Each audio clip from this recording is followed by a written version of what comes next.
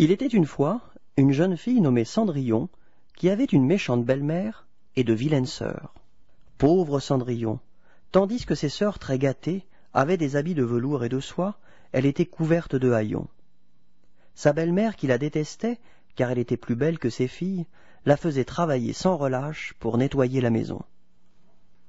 Ce jour-là, le pays était en émoi, car les héros du roi parcouraient les rues en criant « Oyez, oyez, bonnes gens, toutes les jeunes filles du royaume sont conviées au grand bal du Parler, et notre prince choisira une épouse parmi elles. » Les sœurs de Cendrillon se faisaient belles pour le bal. « Cendrillon, viens préparer ma robe, elle est déchirée, » disait l'une. « Cendrillon, je t'attends pour me coiffer, » disait l'autre.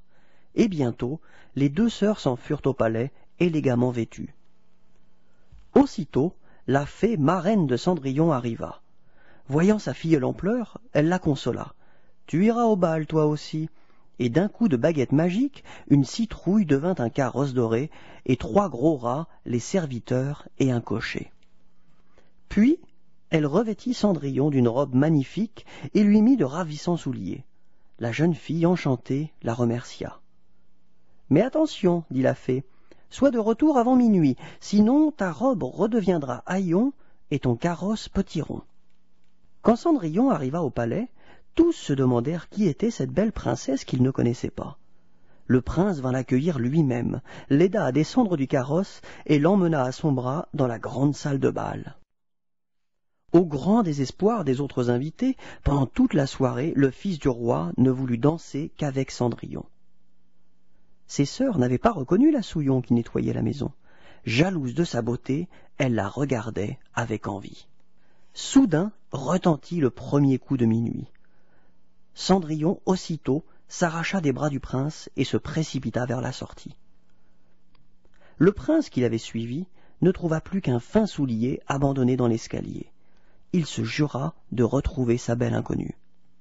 Le roi essaya bien de convaincre le prince de renoncer, mais rien n'y fit.